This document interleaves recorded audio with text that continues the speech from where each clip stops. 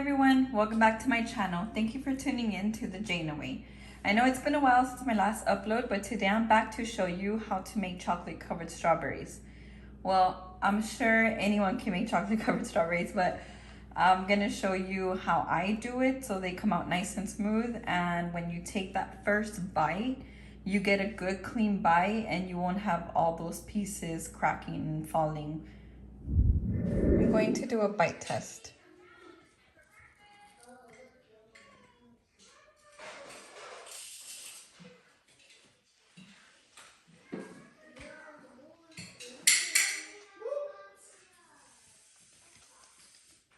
So I'll be making the strawberries in regular chocolate with a white drizzle. You guys can use any kind of chocolate that you like.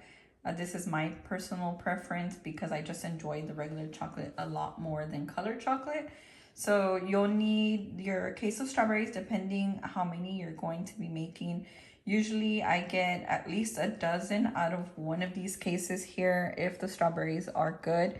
If the strawberries are not in season and you have a lot of them that they're either like mushed or they're leaking or moldy, then I usually try to avoid those, or I get 2 cases so I can get a good decent size dozen of strawberries. You'll also need your Ziploc bag. The ones that I'm using today is Texas Tough storage quart zipper bag. You'll need your wax paper as well. Any brand is fine. This is the one that I'm using today. Texas Tough. This is by H-E-B.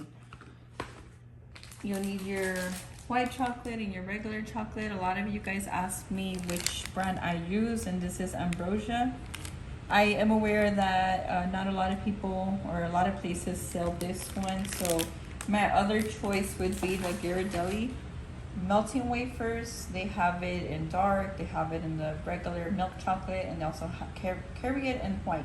So you'll also need some paper towels. I have my roll of paper towels ready.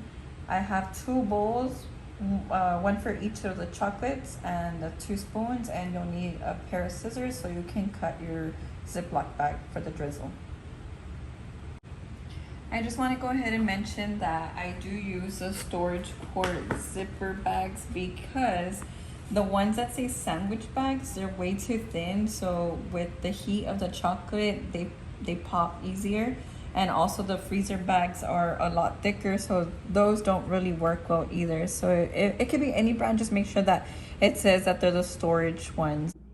Also, I want to share how I pick my strawberries when I'm at the supermarket. I do try to look for the ones that look like a bright red in color, that they look a little glossy, such as these. I try to avoid any that are moldy or that they're bruised, where you can see that they're already leaking. It's nearly impossible to find a perfectly good case of strawberries. So most of the time when I have a customer order for a dozen, I do have to buy 2 of these cases to get the dozen where the strawberries look good. I'm going to start by selecting my dozen of strawberries. So this one looks really good. I'm gonna try to, it looks like most of them are close to this size, so I'm gonna try to match it with this one. So typically I would lay them out here on a wax paper first and then start putting 12 of them. So that's 3. So here I've selected my 12 strawberries. I wanted to show you guys the ones that I picked are the ones that look pretty similar in size. They're all not gonna be the exact same size, but this looks a lot better than having something like this, like a big one next to a small one. That's not going to look great, especially if they're intended for a customer order. Then I would recommend sticking to the ones that are almost the same in size. Also, right now, since I do have a lot of strawberries to pick from, I'm picking the ones that look a little bit more like a solid brown. I'm not really sure how to describe this, but I hope you guys can see what I'm talking about. It has a little point at the end versus something like this. You see this with the line, and I mean, it just looks like an awkward shape. If this is all I have, I'll use this. Don't get me wrong. This is a really good strawberry either way. Like, I'll probably just eat this anyway, but if it's for an order, then like I mentioned, try to stick to the ones that are almost similar in size and similar in shape. After I pick the strawberries that I want to use, I wash them. So I have my case of the dozen right here. I'm going to wash them out.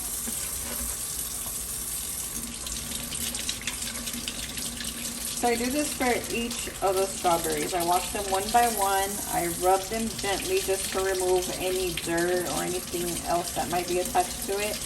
I pick up the leaves and I scrub under lightly just with my finger. And it's good enough for me is that it just feels smooth. You don't feel any of the little seeds coming out. Also, I'm not sure why I started doing this, but I have a habit of grabbing the paper towels and laying them on my counter. And as I go washing each one, I start placing them on the paper towel so they can dry off. I don't like to stack them on top of each other because I feel like with the water they get mushy, depending how long you leave it there. But for me, this works, so this is what I do.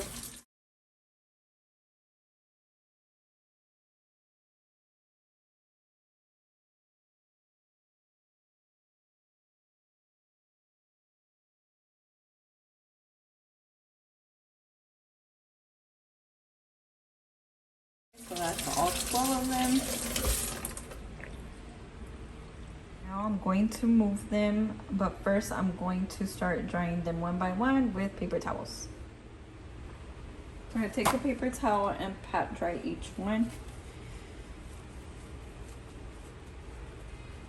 We have to make sure that they are completely dry, our hands too, when we do the dipping, and also the utensils and the bowl, the cup that we use. It's important that everything is dry.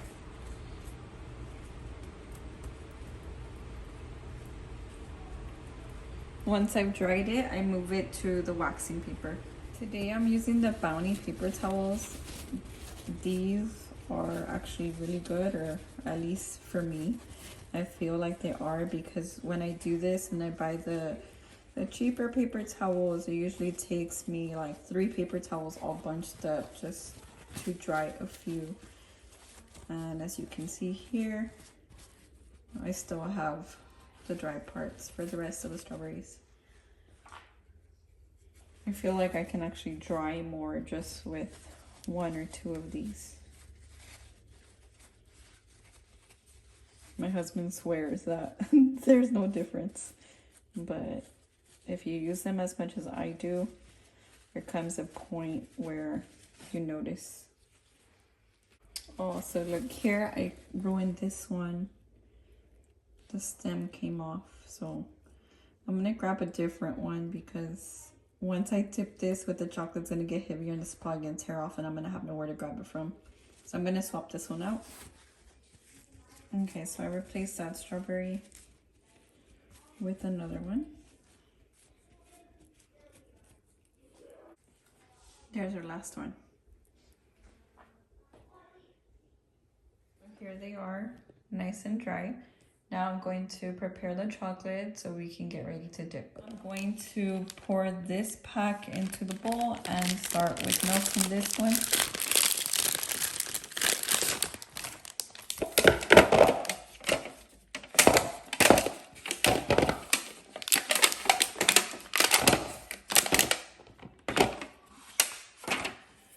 I'm going to start by putting these in the microwave for 30 seconds, and I'm going to continue to do 30-second intervals until they're melted. So I'm going to do 30 seconds, and then I'm going to stir it and then do another 30 seconds.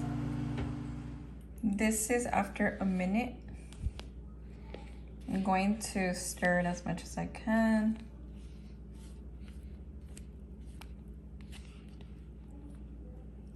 If you don't stir in between, what's going to happen is that your chocolate will burn. You'll overheat it and it will not taste good. After a minute and a half of heating, the chocolate is completely melted and the consistency is good for dipping. I know a few people have asked me if you can reheat your chocolate, and yes, you can reheat it. I usually don't reheat my chocolate because I normally don't have any left, but you can. Like, let's say I've already used all the chocolate that I needed and this is what is left. You can cover this either with like cling wrap or just put something over it just so it won't get like any dust or anything in there. And you can pop it back in the microwave and heat it up all over again, and it'll be just as good. Get a new piece of wax paper. You guys don't have to, but I do, just in case anything fell on this wax paper, it doesn't get stuck to the chocolate. So to dip the strawberry, you need to grab it from the leaf. So I pull the leaves back and grab it from there. Then what you want to do is dip the strawberry straight down, go straight in, and then once it's in there, twirl it around to cover it all the way to the top. So I'm tilting the bowl a little bit so all the chocolate can come over here because the chocolate's not deep enough. So I'm moving it over to the side, dipping the chocolate as much as I can down, and then you start to twirl it around. Do it slowly so that way the chocolate doesn't go all the way up to the stem.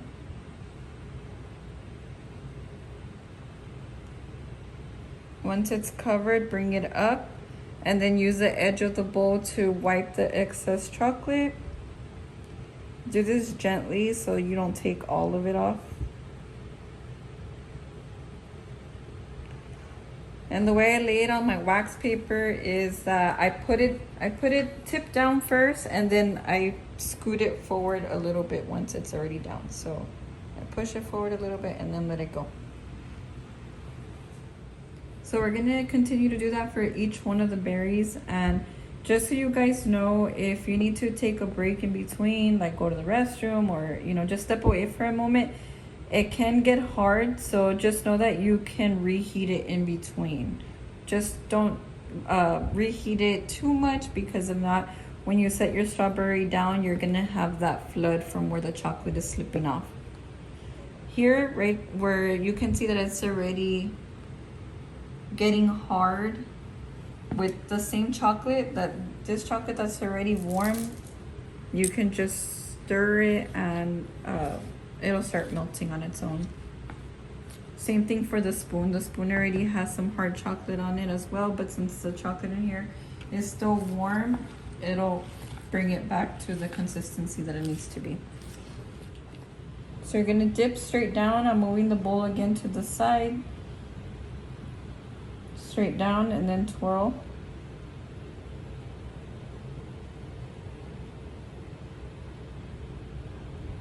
Lift and scrub the excess chocolate on the edge of the bowl.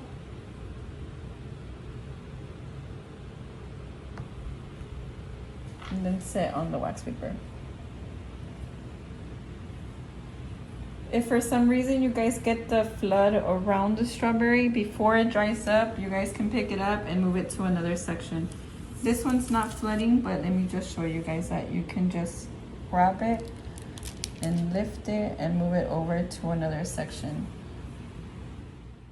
Once you finish dipping, I recommend that you start on heating up the chocolate that you're going to be using for the drizzle. That is, if you're using a different color. If not, you can use the leftover regular chocolate to do that. But today I'll be using the white one. And I'm going to use about 4 squares. That's more than enough for the dozen that I'm making today.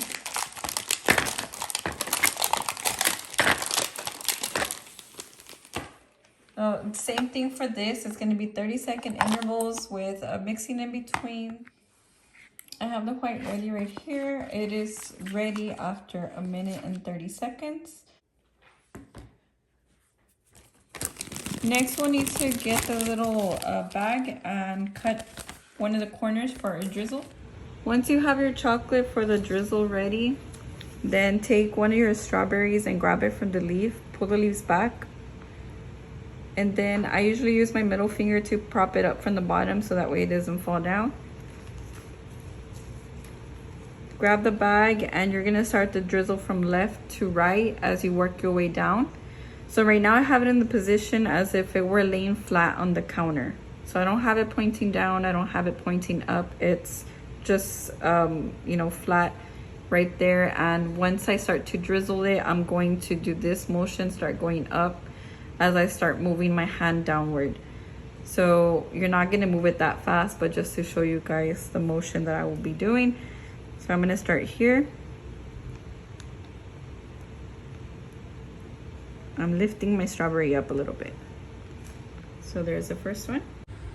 This chocolate I prepared for the drizzle got a little bit hard on me, so I'm going to reheat it in the microwave. I'm placing a paper towel here just to not get the plate dirty, but you can just lay it over like that and put it in for a few seconds.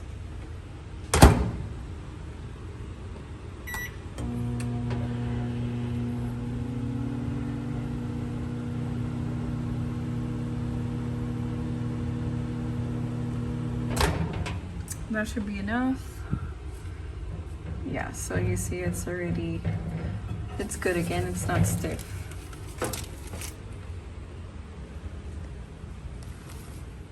So I'm gonna show you guys once again how to do it. Grab the leaves, pull them back, prop up the strawberry from the bottom with one of your fingers.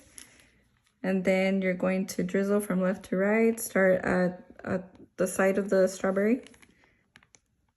Then as you're going down, start moving the strawberry up slowly. So this is what you'll get. If you keep the strawberry in the same position, it's possible that you're gonna get like a little hill design. It's not gonna be a straight line across. So it's important for you guys to slowly move your strawberry up.